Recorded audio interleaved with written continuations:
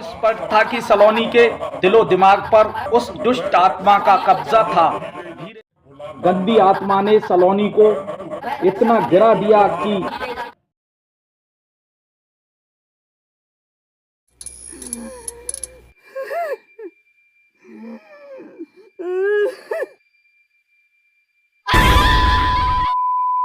SP Drama Tunes Horror Story। एक गांव था। उस गांव में एक अजीब सी प्रथा थी। गांव में जो भी शादी होकर आती, पहले दुल्हन और दूल्हा जमींदार की मधुर मिलन वाटिका में ठहरते। मधुर मिलन वाटिका वालों की तरफ से पूरे गांव की दावत भी की जाती थी। गांव वाले जमींदार का बहुत आदर सम्मान करते थे। वे उसे किसी साधु या महात्मा का दर्जा देते थे, मगर जमींदार साधु के रूप में स्वादु था। जमींदार ने बड़ी चतुराई से गांव की 3 औरतें नई नवेली दुल्हन की सेवा देखभाल के लिए रखी हुई थीं। वे औरतें ही जमींदार की सेवा में उस नई नवेली दुल्हन की नथ उतरवाती थी। जमींदार इस काम के लिए उन औरतों को अच्छी खासी रकम देता था। चूंकि गांव में ज्यादातर शादियां गरीब तबके के लोगों की हुआ करती थी, जो कि 99% अनपढ़ और देहाती जीवन को जीने वाले लोग थे। बेचारी पीड़ित दुल्हनें लोक लाज और उन्हें कहीं उनका पति छोड़ ना दे की वजह से किसी से कुछ भी ना कहती, परंतु दुल्हनों के दिल से निकलती वो चीख पुकार जिसमें कोई आवाज नहीं थी, लोगों के कानों तक तो नहीं पहुंची, परंतु ईश्वर तक जरूर पहुंच गई। जमींदार के घर एक लड़की का जन्म हुआ। धीरे धीरे लड़की एक अति सुंदर युवती बन गई। जैसा बाप वैसी बेटी।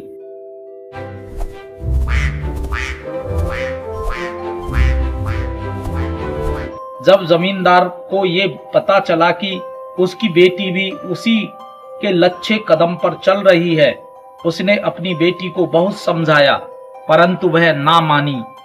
यह जाहिर सी बात है कि माता पिता के उल्टे सीधे कामों का असर औलाद पर ही पड़ता है। जमींदार के पास सिर्फ एक ही लड़की थी।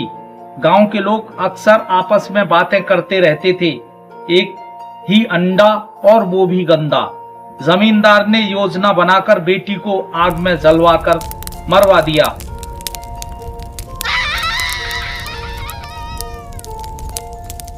अगानी मौत की वजह से फिर वो लड़की एक बहुत गंदी दुष्ट आत्मा बन गई। जमींदार के यहाँ मधुर मिलन वाटिका में मैनेजर के पद पर कार्यरत सामरी की एक बेटी थी, जिसका नाम सलोनी था। जब सलोनी स्कूल को पढ़ने जा रही थी तो रास्ते में उसने एक जली हुई लाश को देखा। सलोनी कमजोर हृदय वाली लड़की थी। लाश को देखकर वह डर के मारे उल्टे ही पैर गांव को वापस लौट पड़ी और चिल्लाने लगी। गांव की पगडंडी के करीब एक के खेत के बिल्कुल पास एक लाश पड़ी है। सलोनी की बात सुनकर गांव के बहुत से लोग लाश की तरफ दौड़ पड़े। बॉडी लगभग 75 या 80% सुलझी हुई थी। पहचानना मुश्किल हो रहा था, परंतु बॉडी के दाएं हाथ पर ओम गुदा हुआ होने की वजह से यह पुष्टि हो चुकी थी कि वो लाश जमींदार की बेटी लच्छो की है। इधर जब सलोनी घर पहुंची तो अचेत होकर खटिया पर लुढ़क गई। अपनी बेटी की ऐसी हालत देखकर सामरी और उसका पति कैलाश अपनी बेटी को डॉक्टर के पास ले गए।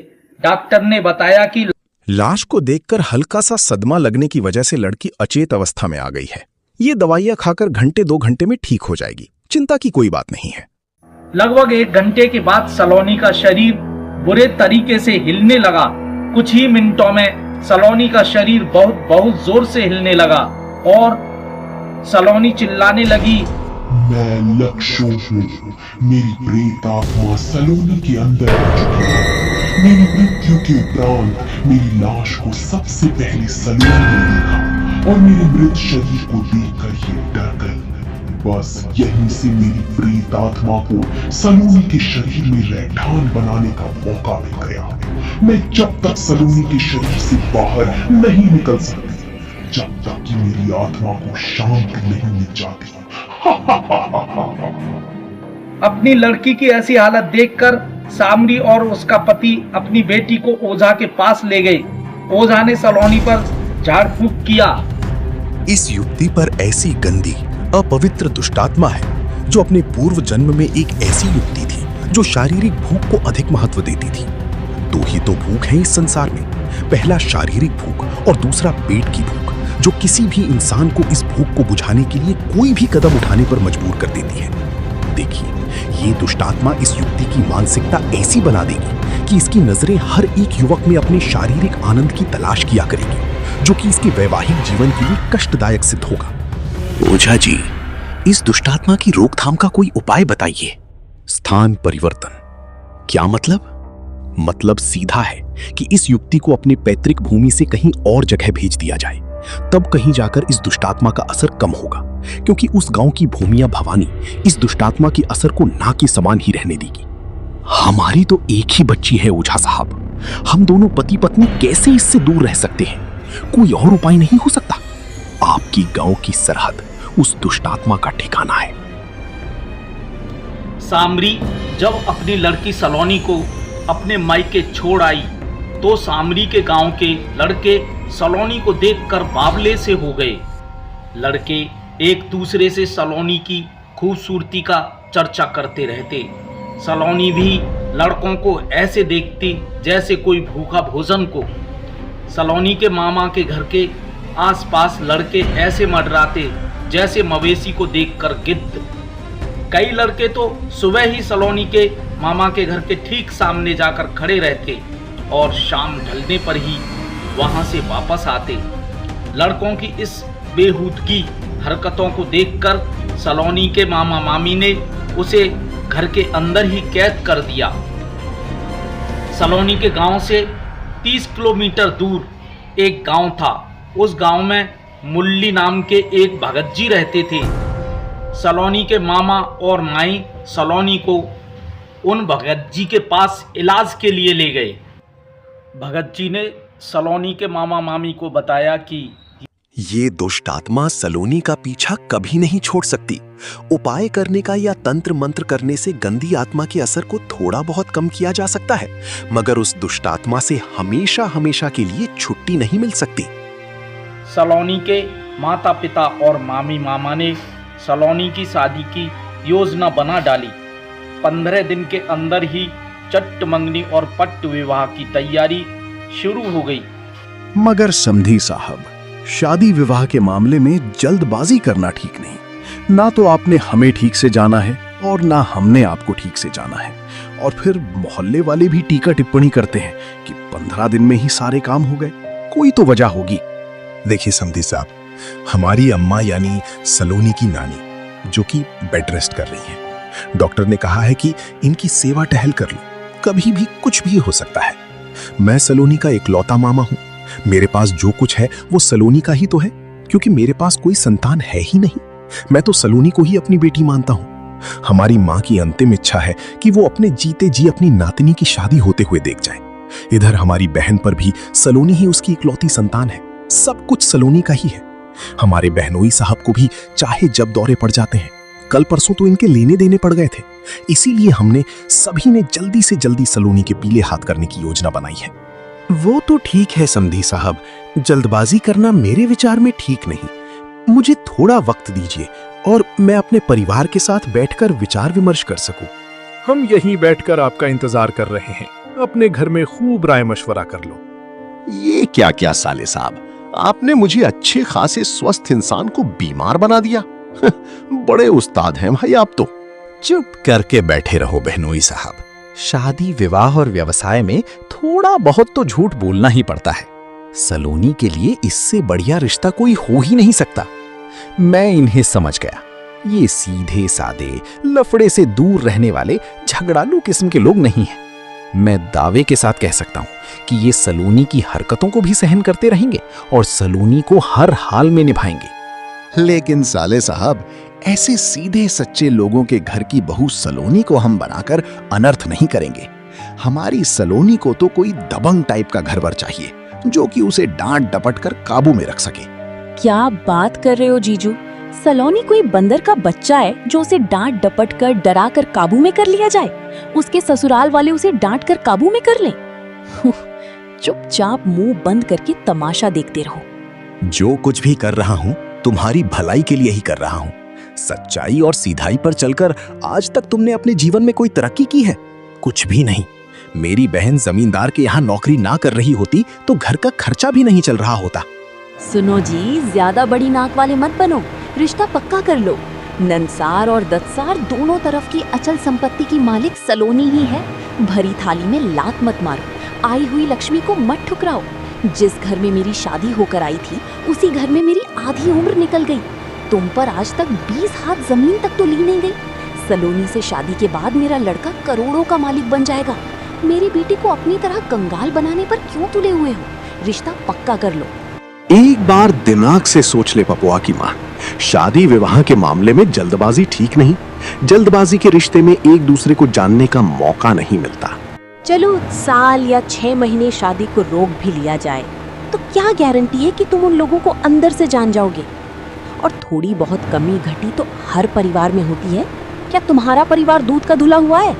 जेठ जी पूरब हैं, उनसे छोटे भैया पश्चिम हैं और तुम उत्तर हो और देवर जी दक्षिण हैं। और तुम्हारी बड़ी बहन मिर्ची है और छोटी बहन खटाई है। और तुम्हारी माँ तो पूरी ही खप्पर खसोट है। दूसरे के परिवार की जांच पड़ताल करने चले हो। हाँ, कह दो ऐसे रिश्ते बार बार नहीं मिलते। हाँ तो समधी साहब, आपने क्या विचार किया है तो हम ये रिश्ता पक्का समझे? ठीक है चौधरी साहब, हमें रिश्ता मंजूर है। फिर क्या सलोनी की शादी पपुआ से हो जाती है। कुछ दिन तो सलोनी की हरकतों को पपुआ आम बात समझकर भुलाता रहा, परंतु वह सलोनी को जहां भी ले जाता सलोनी अपनी हरकतों से बाज नहीं आती। यह तो स्पष्ट था कि सलोनी के दिलो दिमाग पर उस दुष्ट आत्मा का कब्जा था। धीरे धीरे दिन गुजरते गए।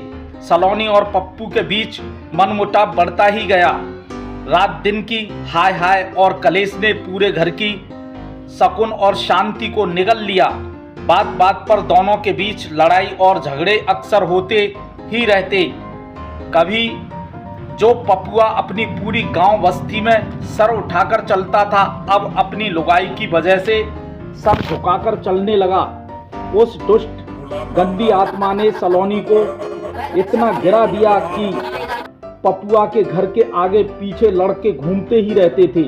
पपुआ अपने पिता की तरह बहुत पुराने विचारों का इंसान था, परंतु ना जाने क्यों उसे उसकी किस्मत ने ऐसे दिन दिखा दिए। ऐसे दिनों की उसने कभी कल्पना भी नहीं की थी। ये एक ऐसी आग है जिसमें कोई शरीफ और संस्कारी इंसान सुलग रहा होता है। वह अपने बचाव के लिए किसी से कुछ कह भी नहीं सकता, क्योंकि वो अगर किसी से कहता है तो ये बदनामी रूपी आग और भी फैलेगी और उस आग में उसी का वजूद जलता रहेगा जो किसी को नजर नहीं आएगा। और धीरे धीरे ये आग उसे राख की ढेरी में तब्दील करने में निरंतर कार्य करती रहेगी। और यह आग तभी बुझेगी जब इसकी चपेट में आया हुआ इंसान इस संसार को अलविदा बोल जाएगा। सलोनी की बेरुखी से तबाह होकर पपुआ के मन मस्तिष्क में विभिन्न प्रकार के विकार उत्पन्न होने लगे। कभी वह सोचता कि बस अब इस दुनिया को आत्महत्या करके अलविदा किया जाए। फिर दूसरे ही पल उसके दिमाग में यह बात आती कि यदि उसने ऐसा किया तो उसके माता पिता सामाजिक टीका टिप्पणी के शिकार हो सकते हैं। इसके साथ साथ ऐसा करना कानून के खिलाफ भी है, जो कि किसी तरह ठीक नहीं। तो फिर क्या कदम उठाया जाए? आखिर करूं तो क्या करूं? चलो गांव की प्याऊ पर कुएं का ठंडा पानी पीते हैं, वहीं वृक्षों की छांव में आराम करेंगे। क्योंकि घर गया तो वही हाय हाय कलेश मिलेगी।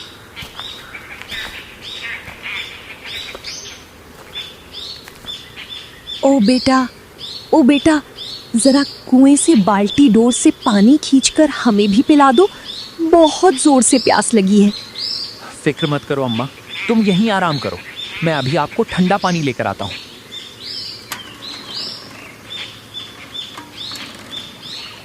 ये लो मैया, पानी पियो। अरे मैयो, तुम्हारे पैरों में तो छाले पड़े हुए हैं, कितनी दूर से पैदल चलकर आ रही हो? बेटा, अब तो जब तक ये सांसें चल रही हैं पैदल ही चलना है। जहाँ रात ढल जाएगी वहीं अपना बसेरा होगा और अगले दिन फिर कहीं और अपना ठिकाना होगा। क्यों मैया, आपका कोई घर द्वार नहीं है क्या? नहीं बेटा, मेरा कोई घर द्वार नहीं है। मैं एक अघोरी महिला हूँ। अपनी देवी माँ का पूजा पाठ करना और उनके ही नाम पर सन्यासी बनकर अपना जीवन बिताना मेरी दिनचर्या है। पर बेटा, तुम्हारा मुरझाया हुआ चेहरा बहुत कुछ कह रहा है। मैं अपनी तंत्र विद्या से पता लगाती हूँ कि तुम्हारे आगे समस्या क्या है। बेटा, तुम्हारी पत्नी पर किसी प्रेतात्मा का साया है। वो प्रेतात्मा तुम दोनों के बीच मनमुटाव पैदा करके रखती है, क्योंकि तुम्हारी पत्नी के शरीर को उसने अपना मान लिया है। शायद तुम अभी तक एक बात से अनजान हो, वो ये कि तुम्हारी पत्नी के संपर्क में आज तक जो भी युवक आया बिन मौत ही मारा गया। जानते हो, तुम्हारे गांव में 1 वर्ष के अंदर जो 10 वाले युवक मारे गए हैं वो किसी बीमारी से नहीं बल्कि उसी प्रेत आत्मा के द्वारा मारे गए हैं। वो कैसे मैयो? जिस भी युवक ने तुम्हारी पत्नी से नजरें मिलाई और उसके साथ संभोग करने की इच्छा जाहिर की, समझो वो गया। बेटा, वो दुष्ट आत्मा उसी रात उसे युवक के साथ सपने में ही संभोग कर लेती है और युवक को मारकर उसकी प्रेत आत्मा को अपना जोड़ीदार बना लेती है। लेकिन मैं तो आज तक मारा नहीं मैया, सबसे ज्यादा तो मैं उसके संपर्क में रहता हूँ। वो इसीलिए बेटा, उस चुड़ैल का अधिकार तुम्हारी पत्नी के शरीर पर ही तो है, आत्मा पर नहीं। पति पत्नी का रिश्ता 2 जिस्म 1 जान होता है, 2 शरीर 1 मन होता है। पति पत्नी के इसी पवित्र रिश्ते ने आज तक तुम्हें बचा कर रखा हुआ है, मगर अपवित्र आत्मा तुम्हें आज तक निस्संतान बनाए हुए है। वो कैसे मैयो? तुम बहुत भोले हो बेटा। वो दुष्ट आत्मा हर बार तुम्हारी पत्नी का गर्भपात कर देती है और तुम्हारी पत्नी से माँ बनने का अधिकार और तुम्हें पिता बनने का अधिकार से वंचित रख देती है। लेकिन मैयो, मेरी पत्नी तो कभी घर से बाहर निकलती ही नहीं और 1 साल से उसके मायके वाले आज तक उसे बुलाने तक नहीं आए।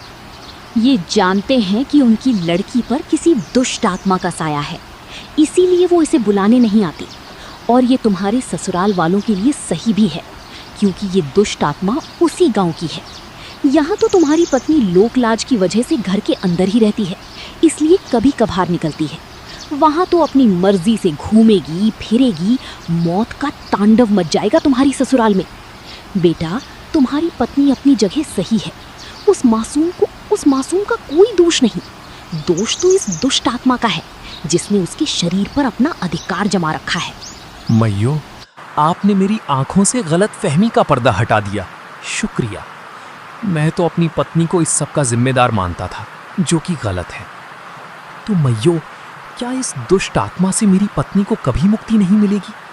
क्या मेरे माता पिता के सपने अधूरे ही रह जाएंगे? क्या मेरे माता पिता अपने पोते पोती के चेहरों को कभी नहीं देख पाएंगे? कुछ ऐसा ही समझो बेटा। बेटा, अब मुझे बहुत जोरों से भूख लगी है, अब मैं खाना खाऊंगी। ठीक है मैया, मैं यूं गया यूं आया, आपके लिए अभी घर से भोजन लेकर आता हूँ। इसकी कोई जरूरत नहीं बेटा, हम अघोरी लोग वो भोजन नहीं करते बेटा जिसे आम इंसान करता है। हमारा खाना तो ये है। बुढ़िया ने अपने थैले से एक कंकाल की खोपड़ी निकाली और उसमें पिसा हुआ आटा, प्याऊ के वृक्षों के कुछ पत्ते तोड़कर आटे में मिलाकर खा गई।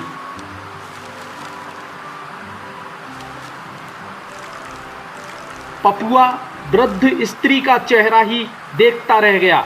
बेटा, मैं अब कुछ देर आराम कर लूं। यदि तुम अपने घर जाना चाहते हो तो चले जाओ। नहीं मैया, मैं तो यहाँ से दिन छिपने पर ही जाता हूँ, आप आराम कर लीजिए। कुछ ही मिनटों में अपने थैले पर सर रखकर बुढ़िया उल्टे सीधे खर्राटे भरने लगी। पपुआ सोचने लगा, बुढ़िया बहुत पहुंची हुई है, यही मेरी पत्नी को इस व्याधा से मुक्ति दिला सकती है और मेरे बुजुर्ग माता पिता के चरणों पर, मेरे माता पिता के चेहरों पर फिर से वही मुस्कुराहट वापस ला सकती है।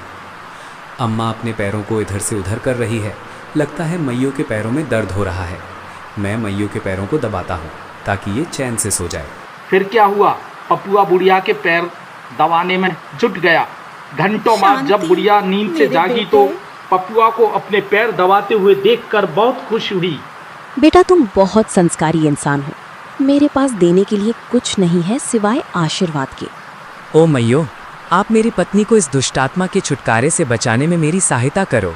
बेटा, उपाय तो है, मगर लोहे के चने चबाने के समान है। ऐसा उपाय करना तुम्हारे बस की बात नहीं। अपनी पत्नी की बर्बादी की रोकथाम के लिए और अपने माता पिता की खुशियों के लिए मैं कुछ भी कर सकता हूँ मैयो। तो फिर जाओ जंगलों की ओर और किसी पागल हाथी के दांत को तोड़कर मेरे हवाले कर दो। उस हाथी के दांत से मैं तुम्हारी पत्नी पर उतारा करके हिमालय की वादियों में फेंक दूंगी। ये दुष्टात्मा फिर कभी वापस नहीं आएगी। मगर मैं फिर दोहरा रही हूँ बेटा, इस काम में तुम्हारी जान भी जा सकती है। ये काम इतना आसान नहीं जितना तुम समझ रहे हो।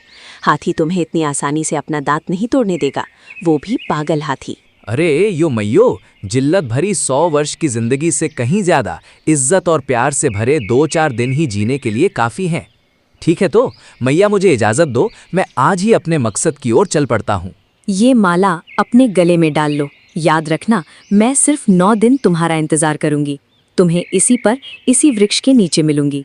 10वें दिन मैं यहाँ से पलायन कर जाऊंगी और अपने निवासी स्थान हिमालय की ओर चल पड़ूंगी, क्योंकि अब इस शरीर को मेरा त्यागने का समय करीब आ गया है। मैं 9 दिन तक तो देवियों के मंत्र तुम्हारी कामयाबी के लिए यहाँ निरंतर जपती रहूंगी। ठीक है मैया, मैं चलता हूँ। इस जंगल में सब जानवर दिखाई दे रहे हैं। वहाँ कहीं हाथी है, मगर मुझे नहीं लगता कि उनमें से कोई हाथी पागल होगा। चलो आगे बढ़कर देखते हैं। बियाबान जंगल में पपुआ चला ही जा रहा था। उसने देखा कि एक शिकारी जोर जोर से चिल्ला रहा था कि ए भाई, इधर मत जाओ, एक हाथी पागल हो गया है। उसने पूरे जंगल में अफरा तफरी का माहौल मचा रखा है। यह सुनकर पपुआ को थोड़ा सुकून मिला। उसने सोचा, चलो जिस हाथी की मुझे तलाश थी मुझे मिल ही गया, परंतु ये तो पेड़ पौधों को भी उखाड़ उखाड़ कर फेंक रहा है। मैं इसकी झोंक कैसे झेलूंगा? हाँ, याद आया, 5वीं क्लास में हेडमास्टर जी कहा करते थे, एक छोटी चींटी बहुत बड़े हाथी को मार देती है। चलो कहीं चींटी को खोजता हूँ, परंतु मैं चींटी को पकड़ूंगा कैसे? वो तो हाथ में ही नहीं आएगी। वो ऊपर वाले, अब तेरा ही सहारा है, मदद कर। अरे सामने मधुमक्खी का छत्ता है। इस छत्ते से शहद निकालकर शरीर पर शहद लपेट लूंगा, फिर चींटियों की बमई पर जाकर पीठ और पेट के बल बेलन की तरह घूम जाऊंगा। बहुत सी चींटियां शहद से चिपककर मेरे शरीर पर आ जाएंगी और फिर मैं हाथी की सूंड से लिपट जाऊंगा। सैकड़ों चींटियां हाथी की सूंड में घुस जाएंगी और फिर हाथी मृत्यु को प्राप्त हो जाएगा और फिर मैं मैयों को हाथी का दांत ले जाकर दे दूंगा। मधुमक्खियों के छत्ते पर पहले इस गड्ढे में भरे हुए गर्म खौलते पानी को डाला जाए। मधुमक्खी भीग कर उड़ जाएंगी और फिर छत्ते से शहद निकालकर शरीर पर लीप कर चींटियों की बमई पर बेलन की तरह लुढ़क जाऊंगा और हाथी की सूंड से लिपट जाऊंगा। फिर मुझे हाथी का दांत प्राप्त हो जाएगा। ये लो मैयो, हाथी का दांत। मैयो ने पपुआ की बहू पर उतारा किया और लेकर हिमालय की गोद की तरफ चली गई। पपुआ के अथक प्रयास और उसके माता पिता के ईश्वर पर विश्वास ने सलोनी से उस दुष्ट आत्मा को हटा दिया। पूरा परिवार बड़ी हंसी खुशी और उल्लास के साथ रहने लगा।